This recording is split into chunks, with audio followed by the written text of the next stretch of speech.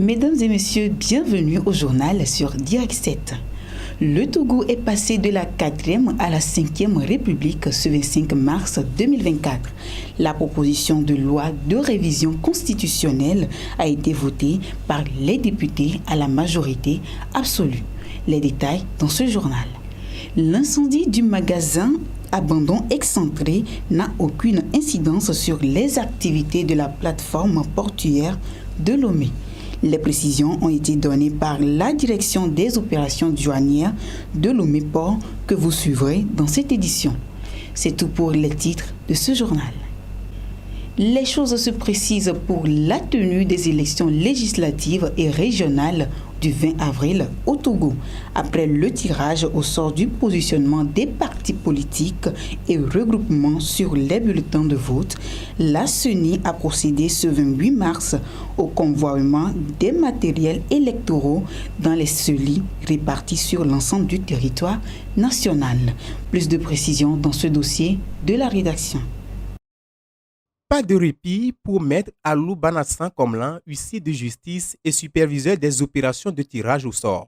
Le 28 mars 2024, soit 24 heures après le tirage au sort des candidats aux élections législatives, la Commission électorale nationale indépendante CENI a procédé à celui des régionales sous la supervision de Maître Alou Banassan. Cette étape cruciale intervient après la publication le 26 mars dernier par la Cour suprême de la liste définitive des 284 candidats pour les 179 sièges à pouvoir sur l'ensemble du territoire national. Dans la matinée du 28 mars, la CENI a également convoyé le matériel électoral vers les commissions électorales locales indépendantes CELI, réparties sur tout le territoire.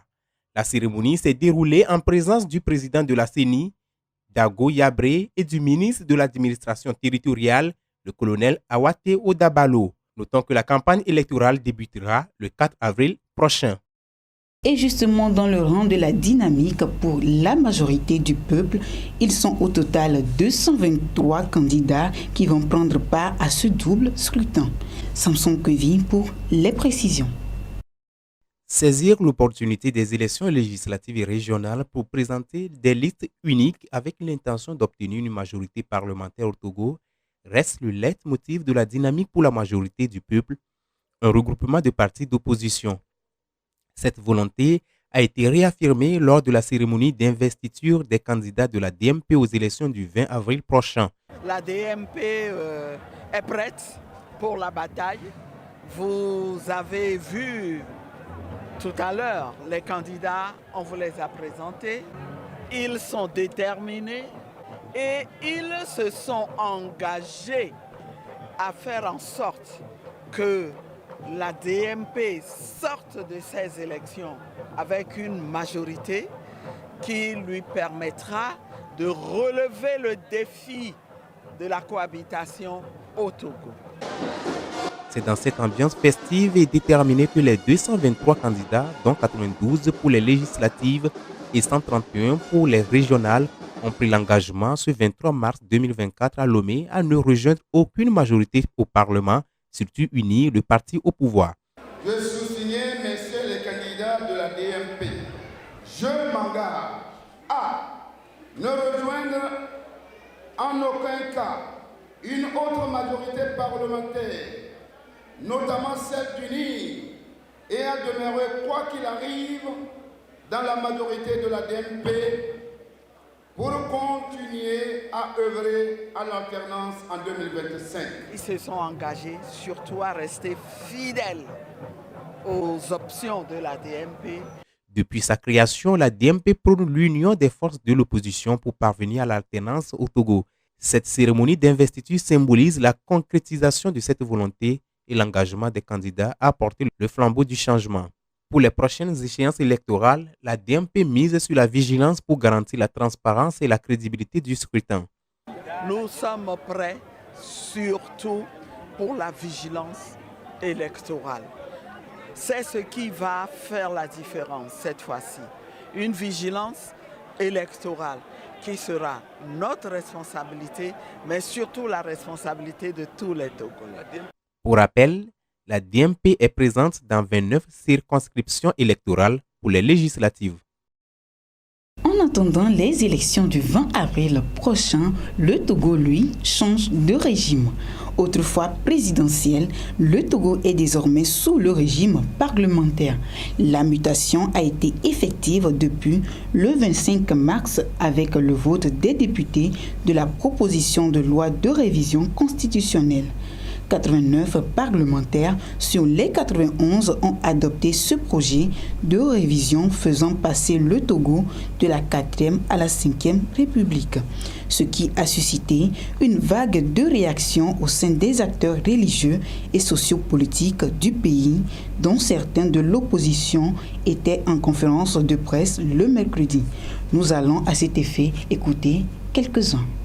Que des gens qui disent qu'ils modifient ou changent une constitution le fassent comme ça montrait même le test qu'ils sont en train de voter pour changer la constitution.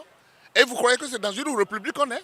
C'est à nous tous Togolais de prendre cette affaire-là au sérieux. Ce qui nous énerve, c'est tout simplement parce que déjà l'article 52 est clair, le mandat de ceux qui ont tripatouillé la constitution ou réécrit la constitution n'ont pas le pouvoir ni la légitimité pour le faire.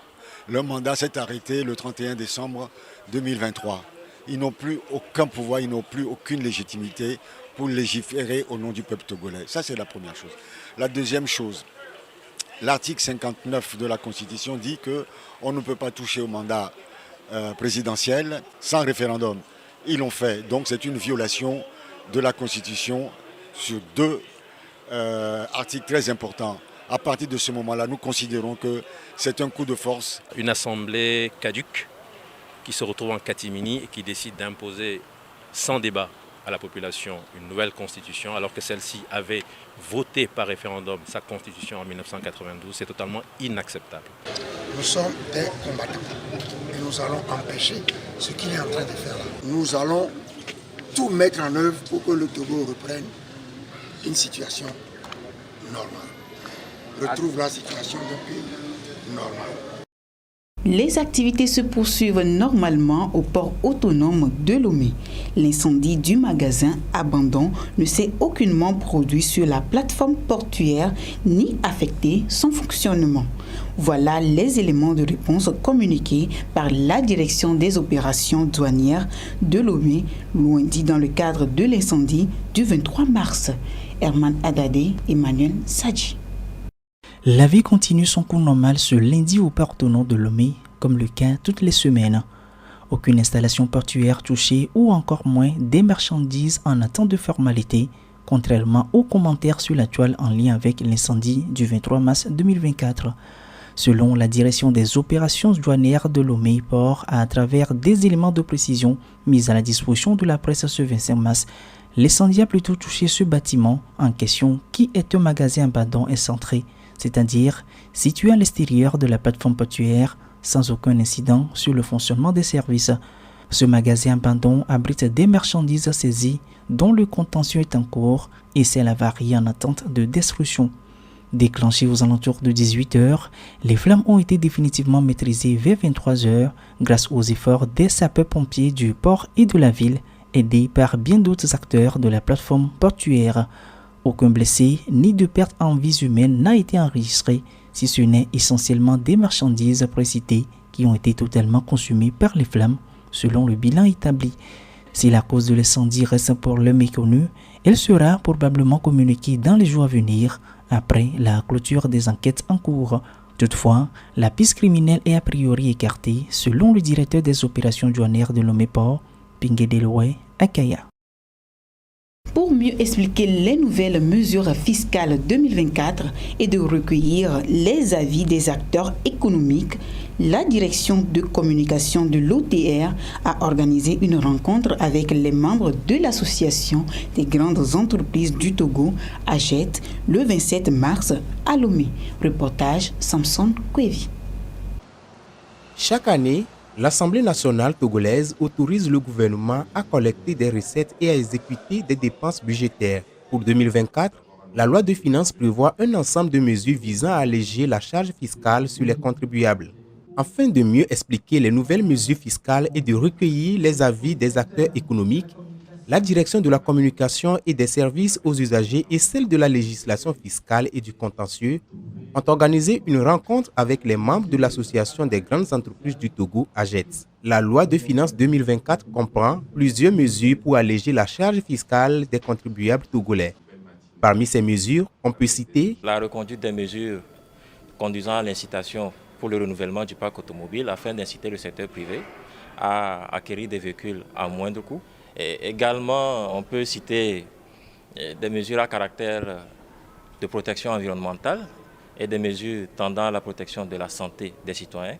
En dehors de ces mesures liées à la politique fiscale, il y a également des mesures qui ont été adoptées pour améliorer le quotidien du contribuable dans ses relations avec l'administration fiscale. Au-delà de la vulgarisation de la dite loi, la rencontre vise également à recueillir auprès de ses partenaires d'éventuelles propositions d'amélioration pour l'élaboration de la loi de finances 2025. Nous estimons qu'il est important donc de se revoir ensemble, de voir les points phares de la loi de finances qui ont été adoptés, d'échanger et de voir comment nous pourrons de notre côté apporter des améliorations à cette loi de finances afin d'avoir un cadre des affaires sereine pour le développement de nos entreprises. À part l'adoption et la reconduction de certaines lois, on note des mesures de rétractation. Dans le cadre de la période Covid, le gouvernement avait suspendu l'exercice des contrôles fiscaux par l'administration fiscale sur les entreprises. Si les entreprises exercent leurs activités de façon sereine, les contrôles fiscaux au titre de l'exercice 2020 ont été purement et simplement arrêtés pour cette année. Ouverte ce 27 mars 2024 à Lomé, cette rencontre de sensibilisation qui prend en compte une quarantaine des membres de l'AGET n'est que la première étape d'une campagne de sensibilisation sur la loi de finances 2024. Dans les prochains jours, des rencontres similaires seront organisées avec des associations corporatistes ou fêtières des opérateurs économiques et des instances religieuses. La Haute Autorité de prévention et de lutte contre la corruption et les infractions assimilées, HAPOLSIA, implique la jeunesse dans la lutte contre la corruption. C'est à travers un concours d'art oratoire lancé à l'université de Kara. Le compte rendu avec Napo Kérim.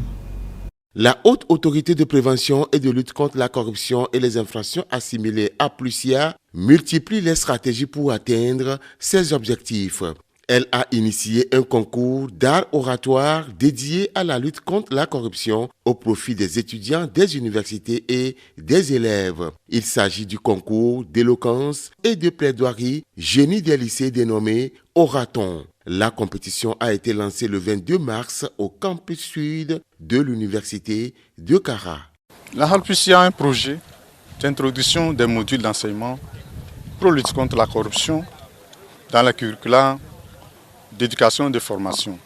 Et en prélude à ce projet, nous avons pensé initier ce concours d'art oratoire à l'endroit des apprenants pour les sensibiliser sur leur rôle et responsabilités en matière de prévention et de lutte contre la corruption. Placé sous le thème « Jeunesse face aux défis de la lutte contre la corruption », la première édition de ce concours est organisée en partenariat avec l'Association des jeunes communicateurs pour le changement de comportement AJ 3C. Ce concours va consister donc à impliquer autant les élèves que les universitaires dans la prise de parole pour pouvoir sensibiliser autour de ce fléau qu'est la corruption. Les inscriptions commencées vont concerner les 5 régions du Togo pour 8 villes concernées, notamment Saint-Kansé d'Apaon, Kara, Sokodé, Atakpamé, Tchévié et puis Lomé. Les élèves vont s'exprimer autour des thèmes qui sont relatifs à la lutte contre la corruption, à la promotion de l'intégrité. La voix de la jeunesse contre la corruption et pour la promotion de l'intégrité, c'est sur ce slogan que l'AJ3C s'est engagé à sensibiliser le public à la lutte contre le phénomène. L'Association sportive pour la santé et l'éducation de la masse, ASEM, mise sur la fraternité pour un sport durable. Pour réussir ce challenge, elle a lancé le samedi dernier à Lomé son projet ASEM Fraternité, un événement qui se veut rassembleur. Les détails avec Samson Kevin, Emmanuel Sadji.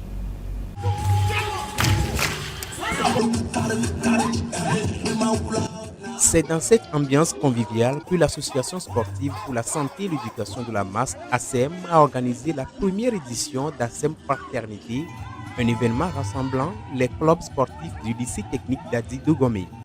Dès le matin, les sportifs et leurs hôtes venus de plusieurs clubs se sont réunis pour promouvoir le sport comme facteur de santé et de cohésion sociale. Ce projet se veut fédérateur. Au fait, nous voudrons renforcer les liens d'amitié, de fraternité, de solidarité entre les clubs. Alors, il y a 6 clubs qui opèrent ici les samedis et puis il y a un club de dimanche. Donc, nous avons ici actuellement le club ASEM, bien sûr. Il y a le club CAD, il y a le club C2S, il y a le club CSSP, il y a le club CSDA et il y a le club AJSA. Soucieuse du bien-être des athlètes, l'ASEM a élaboré un programme riche en exercices physiques pour répondre aux besoins de chacun. Au début, on a fait l'échauffement, par après on a fait l'étirement, on enchaîne avec le cardio, par la suite on va faire le renforcement et puis la relaxation. Celui qui fait vraiment le sport régulièrement, il se sent bien, il a une immunité qui est boostée. Le district d'Adi Dogomé a accueilli avec enthousiasme la journée de fraternité organisée par l'ASEM, l'un des clubs historiques d'Adi Dogomé. C'est une nouvelle politique, c'est une nouvelle vision. On ne peut pas aller loin quand on va seul. Donc plus on est unis, plus on va loin. Donc cette politique de club ASEM est une vision du district. Et nous saluons d'abord le club ASEM qui a fait cette première édition. Bien d'autres éditions vont suivre. Donc c'est l'occasion de dire merci à tous les dirigeants du club ASEM et tous les dirigeants aussi des districts qui ont collaboré avec le club ASEM pour que cette journée puisse avoir lieu. Créée le 20 juillet 2005, l'ASEM encourage tous les sportifs et amateurs à rejoindre ses rangs et à participer aux prochaines éditions d'ASEM Fraternité tous les samedis à partir de 6h. Voilà tout pour les informations de la semaine. Merci à vous de l'avoir suivi et à la prochaine.